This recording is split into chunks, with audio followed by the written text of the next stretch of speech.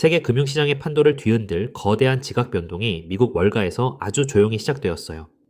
전 세계에서 가장 거대한 투자은행이자 보수적이기로 유명한 JP모건이 자신들이 수십 년 동안 수조 원의 천문학적인 돈을 들여 구축한 독자적인 결제 플랫폼 키네식스를 그대로 둔 채 리플의 블록체인 네트워크에 정역적으로 손을 내민 건데요.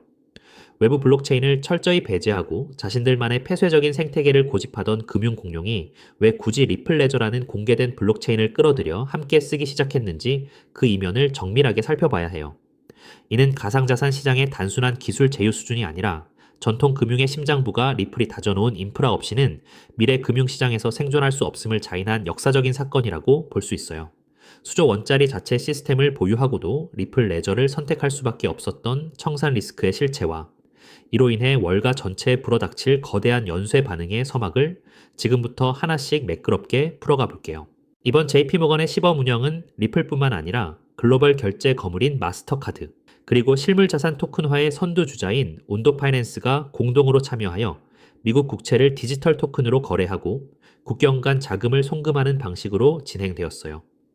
여기서 전 세계 금융 관계자들을 거대한 충격에 빠뜨린 숫자가 바로 단 5초라는 정산 시간이죠. 기존의 전통적인 시스템으로는 대형 은행들이 국가 간에 자금을 송금하고 최종 청산을 완료하는데 아무리 빨라도 하루, 길게는 사흘 이상의 오랜 시간이 소요되던 업무였는데요. 그 복잡하고 무거운 대형 도매 금융 거래가 리플의 네트워크를 통하는 순간 단 5초 만에 완벽하게 마무리가 된 거예요. 단지 속도가 빨라졌다는 단편적인 사실을 넘어 돈이 이동하는 과정에서 발생하는 수많은 청산 리스크와 불필요한 비용이 원천적으로 소멸했다는 혁신적인 증명이라고 볼 수 있어요. 그렇다면 JP모건이 대형 금융 공룡들의 자존심을 내려놓고 리플 레저를 선택한 진짜 근본적인 이유는 무엇일까요?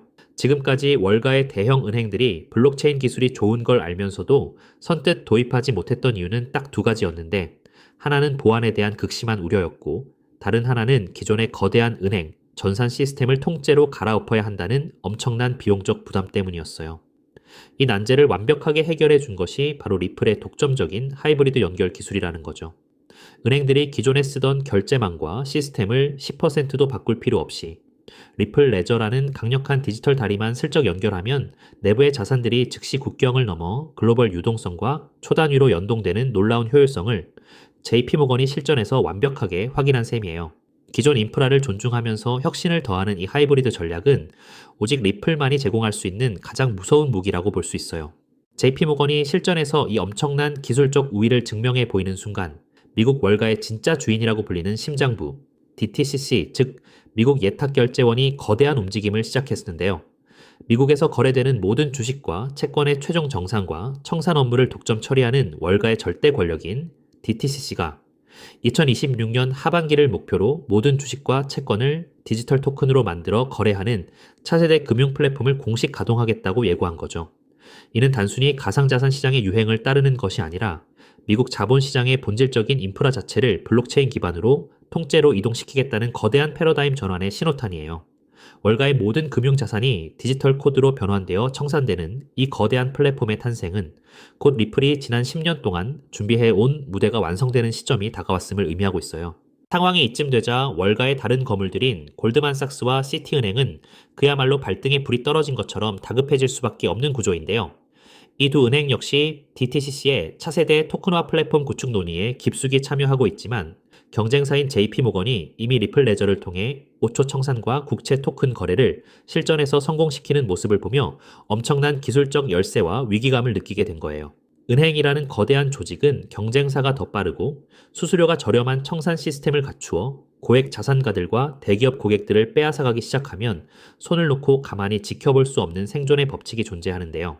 골드만삭스와 시티은행 입장에서 수년의 시간과 수조 원의 돈을 들여 자신들만의 시스템을 처음부터 새로 만드는 무모한 도전을 하기보다는 이미 JP모건을 통해 완벽하게 검증된 리플의 길을 그대로 따라가는 것이 가장 빠르고 안전한 선택지라는 점을 그 누구보다 잘 알고 있을 거예요. 우리가 지금 목격하고 있는 JP모건과 리플의 결합은 단순히 한 은행의 시범 운영이 아니라 월가 전체를 무너뜨릴 첫 번째 금융 도미노가 쓰러지기 시작한 역사적 장면이라고 볼 수 있어요.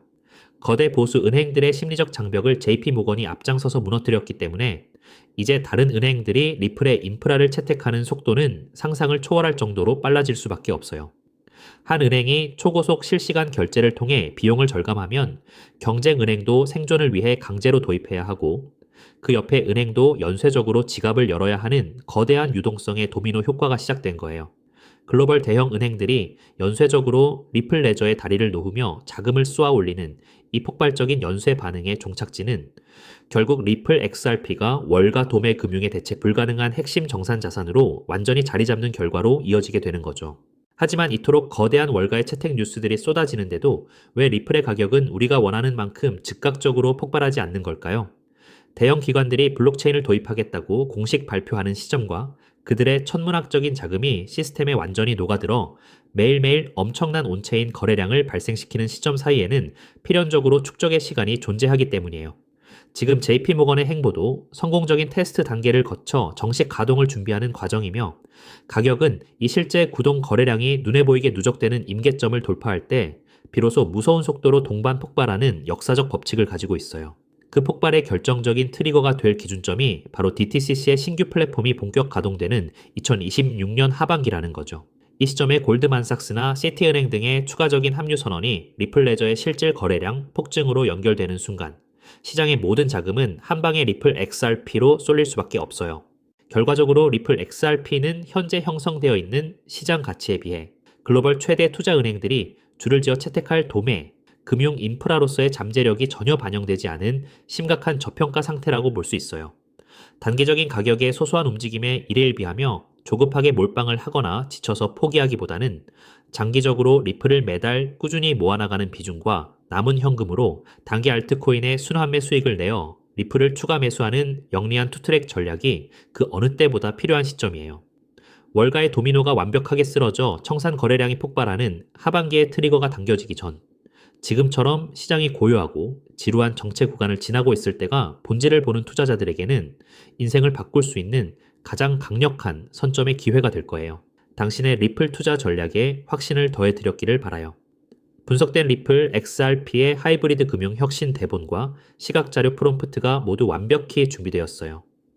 시장의 변동성에 흔들리지 않고 본질적인 쓰임새에 집중하신다면 분명 좋은 결과가 있을 거예요.